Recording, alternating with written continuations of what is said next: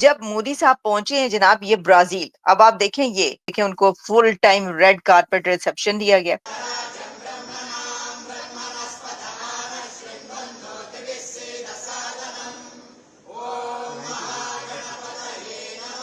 वही है कि Brazil welcomes PM Modi with वैदिक chants as he arrives in Rio for G20 summit. तो आपने G20 आपने एशियन टाइगर कैसे बनना है? इंडिया ने आपको बन के नहीं दिखाया एशियन टाइगर। अब तो वो ग्लोबल टाइगर बनने है। दुनिया का कौन सा मुल्क है जो उनको वेलकम नहीं करता? तो ये सारी दुनिया के अंदर ये भी एक कंसर्न है बहुत बड़ा। क्यों लोग पूरी दुनिया, पूरी पृथ्वी, देश विदेश, मुस्लिम मुल्क हैं, क्यों उनको इतना सम्मान देती है? अब ये जो समिट है इसकी में दुनिया के बड़े कंट्रीज शामिल हो रहे हैं, लेकिन जब भारत का प्राइम मिनिस्टर पहुंचता है तो उसको एक अलग ही अंदाज में वेलकम किया जाता है। आखिर है क्या मोदी में? मुसलमानों ढूंढो, है क्या मोदी में कट्टर हिंदू में? नमस्कार, जय हिंद, वंदे मातरम। दोस्तों, राज हिंदुस्तान में आपका स्वागत है। दोस्तों, पीएम मोदी जैसे ही ब्राजील पहुंचे तो उनका रेड कारपेट वेलकम के साथ जगह जगह भव्य स्वागत किया गया, जिसे देखकर पूरी दुनिया हैरान और परेशान है कि भारत के प्रधानमंत्री को इतना ग्रैंड वेलकम क्यों मिलता है। यही नहीं दोस्तों, ब्राजील में पीएम मोदी जैसे ही पहुंचे तो वहां पर वैदिक मंत्रोच्चार के साथ पीएम मोदी का स्वागत किया गया, जो चर्चा का विषय बना हुआ है। दोस्तों, आपको बता दें कि ब्राजील के वैदिक विद्वानों ने G20 शिखर सम्मेलन में शामिल होने पहुंचे पीएम मोदी का वैदिक मंत्रों का जाप करके स्वागत किया है। यह स्वागत एक अपने आप में अनोखा स्वागत था, जिसको लेकर पूरी दुनिया में यह वीडियो वायरल हो रहा है, जिसे देखकर पाकिस्तानी हैरान और परेशान है कि आखिर पीएम मोदी को अलग अलग तरीके से ग्रैंड वेलकम क्यों मिलता है, पाकिस्तानी पीएम को क्यों नहीं। तो दोस्तों, आइए चलते हैं और देखते हैं कि पाकिस्तानी मीडिया का इस पर क्या कहना है। कि G20 की समिट ब्राजील में स्टार्ट हो रही है और उसमें दुनिया की 20 मेजर इकोनॉमीज क्योंकि उसका हिस्सा है और वो इसमें पार्टिसिपेट कर रही हैं और जो लीडर्स हैं वो पहुंचना शुरू हो चुके हैं इस कॉन्फ्रेंस को अटेंड करने के लिए। ब्राजील पहुंच चुके हैं। भारत के जो वजीर आजम हैं, प्रधानमंत्री नरेंद्र मोदी, वो पहुंच चुके हैं ब्राजील G20 समिट अटेंड करने के लिए। लेकिन इससे पहले वो नाइजीरिया होकर गए हैं, नाइजीरिया और घाना। और जो नाइजीरिया वहां पर उसका जो ये सिग्निफिकेंट विजिट रहा, एक तो ये कि बड़ी तादाद में वहां पे डायस्पोरा मौजूद है इंडिया का, और इसी के साथ डजन्स ऑफ, बल्कि ये कहना चाहिए हंड्रेड्स ऑफ इंडिया की कंपनीज जो हैं वो नाइजीरिया में काम करती हैं। बहुत बड़ी इन्वेस्टमेंट है नाइजीरिया में, और नाइजीरिया और इंडिया के बीच तेल की खरीदारी और जो है वो भी होती है, और नाइजीरिया इस हवाले से भी बहुत इंपॉर्टेंट कंट्री है। अच्छा, अब हुआ क्या है, इससे जब हम आगे बढ़ते हैं तो ये हुआ कि जब वो वहां पर पहुंचे नाइजीरिया में तो तब भी उनके लिए जो है बहुत ज्यादा उनको वेलकम किया गया। ये मैं आपको दिखाती हूँ। मतलब कि क्या ही बात है भाई। एक तो हर कंट्री में जो इंडियन डायस्पोरा है वो बहुत ज्यादा है। उनके प्राइम मिनिस्टर कहीं भी पहुंचते हैं तो जो लोग हैं उनके डायस्पोरा जो है वो आगे बढ़कर उनको रिसीव करता है। ये तो हमने आपको दिखा दी है जो तस्वीरें, ठीक है जी, जो अवार्ड दिया गया है। अच्छा, इसी के साथ जो है ना वहां पर बड़ी तादाद में ऐसे लोग मौजूद थे इंडिया की जो वहां पर कम्युनिटी है जिन्होंने उनको रिसीव किया।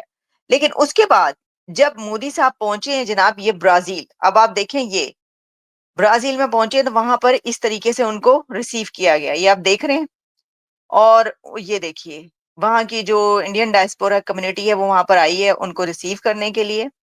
और वहां पर गरबा जो है वो पेश किया गया है, वही जो एक रिवायती रक्स होता है फिर वो पेश किया गया उनके लिए।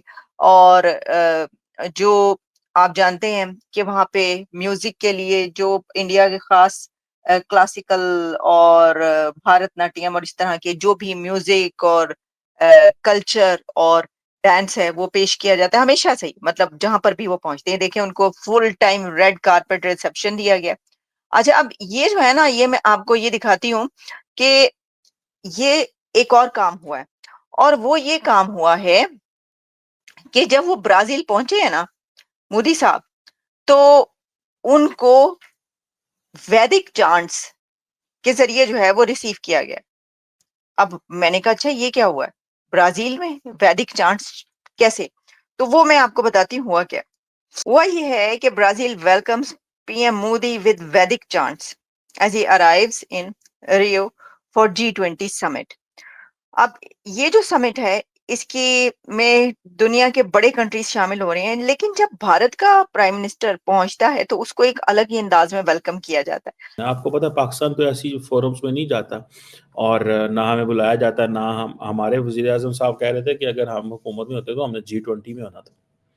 भाई G20 में आपने कैसे होना था? G20 में होने के लिए आपको पहले अक्लमंद होना पड़ता है, देन आपको अपनी ईगो कम करनी पड़ती है, फिर हमें लॉन्ग टर्म सोचना पड़ता है, फिर हमें कुर्बानी देनी पड़ती है, फिर हमें जो लीडरशिप होती है वो अपनी लेगेसी छोड़ने की बात करती है। अक्ल होती है कि हमने सिविल मिलिट्री रिलेशंस या मुल्क के अंदर हमने फ़ौज के सहारे से पावर में नहीं आना। हमारे सियासतदानों की कोशिश ये होती है फ़ौज के सहारे से हम पावर में आ जाएँ। तो आपने G20 आपने एशियन टाइगर कैसे बनना है? इंडिया ने आपको बन के नहीं दिखाया एशियन टाइगर। अब तो वो ग्लोबल टाइगर बनने हैं। दुनिया का कौन-सा मुल्क है जो उनको वेलकम नहीं करता? ठीक है। नरेंद्र मोदी को जिस तरह वेलकम किया गया अफ्रीका में आप देखें ना, अभी ब्राज़ील में जिस तरह किया जाएगा बिकॉज़ ब्राज़ीलियन लीडरशिप जो है वो आती रहती है। इंडियंस वहाँ जाते रहते हैं। इंडिया पूरा ग्लोब कवर करता है।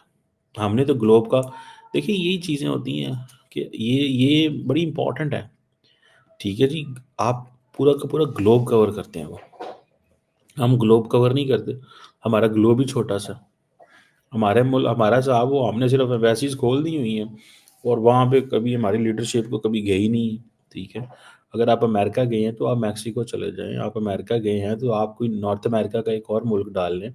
आप अगर अफ्रीका पहुँचे हैं तो वहाँ 3-4 मुल्क मिला लें, वहाँ पे जाएँ, लोगों से मिलें-गिलें। खैर एनी हाउ अब ये जो G20 का इजलास है, ये यहाँ पे जो मेजर वो जिसे कहते हैं ना नरेंद्र मोदी जो है उनका एजेंडा चल गया भाई देखें सीधी-सी बात। ठीक है जी, one earth, one family, one future की बात की थी लास्ट टाइम उन्होंने और यही चीज़ें हैं दोबारा वो नरेंद्र मोदी जो है ना वो करने जा रहे हैं G20 के अंदर। ज़ाहिर बात है रशिया की वॉर जो यूक्रेन में वो डिस्कस होगी, सस्टेनेबल ग्रोथ की बात होगी, development goals, climate energy, digital transition, gender equality, ये मोटे-मोटे गोल्स होते हैं जो बड़े-बड़े पैमाने पे करते हैं सारे लोग ना। और ये एक समझ लें कि इसको that is something of value and worth, ठीक है। ये एक वैल्यू एंड वर्थ की बात जो है वो ज़रूर मौजूद है। यानी आप देखें कि 20 कंट्रीज तो सिर्फ इसमें जो ब्राज़ील में सिर्फ इसलिए पहुंच रहे हैं कि वो इसके हैं 20 मेजर इकोनॉमीज G20 का हिस्सा है, लेकिन उसके साथ डज़न्स ऑफ कंट्रीज और लीडर्स जो हैं वो उसमें एज़ ए गेस्ट या उसको ऑब्जर्व करने के लिए तो बड़ी तादाद में जहाँ पर सैकड़ों हंड्रेड्स ऑफ लीडर्स एंड जिसे कहते हैं कि दुनिया की डिग्निटरीज पहुंच रही हैं, वहां पर एक लीडर ऐसा है जिसको इस तरीके से एक डिफरेंट अंदाज में जो है वो वेलकम किया जाता है। देख लें आप, एक ही है ना। अच्छा, अब इसमें हुआ ये है कि PM Modi can be seen listening with respect and attention to the group of Vedic scholars comprising men and women of all ages singing melodious Sanskrit shlokas. They were dressed in traditional Indian attire. ये जो मैंने आपको भी सुनवाया, उन्होंने जो है वो एक ट्रेडिशनल जो इस तरह का मंत्र पढ़ते हैं उनके लिए जो ड्रेस होता है वो किया जाता है। तो ये जो वैदिक चांट्स हैं वो देखने को और सुनने को जो है वहां पे मिली। और ये जी during this second leg of three nation tour PM Narendra Modi will attend the 19th G20 leaders summit in Brazil. अच्छा, अब जब हम इस समिट की बात करते हैं तो वो अपनी जगह पर एक बहुत ही अहम समिट है। देखिए जैसा कि मैंने कहा कि इसमें 20 इकोनॉमीज हैं, जैसे कि आपको पता है कि Argentina, Australia, Brazil, Canada, China, France, Germany, India, Indonesia, Italy, Japan, Korea, Mexico, Russia, Saudi Arabia, south Africa, Turkey, United kingdom, United states, इतनी बहुत सारे कंट्रीज जो है ना इसमें शामिल हैं और वैसे भी हिस्सा ले रहे हैं जो आ रहे हैं। तो दोस्तों आपने देखा कि पीएम मोदी के ब्राजील पहुंचने पर हुए भव्य स्वागत को देखकर पाकिस्तानी मीडिया हैरान और परेशान है। आपका इस पूरी खबर पर क्या कहना है हमें कमेंट बॉक्स में जरूर बताएं। खबर अच्छी लगे तो लाइक और शेयर करना ना भूलें। ऐसे ही तमाम खबरों से जुड़े रहने के लिए आप देखते रहें राज हिंदुस्तान।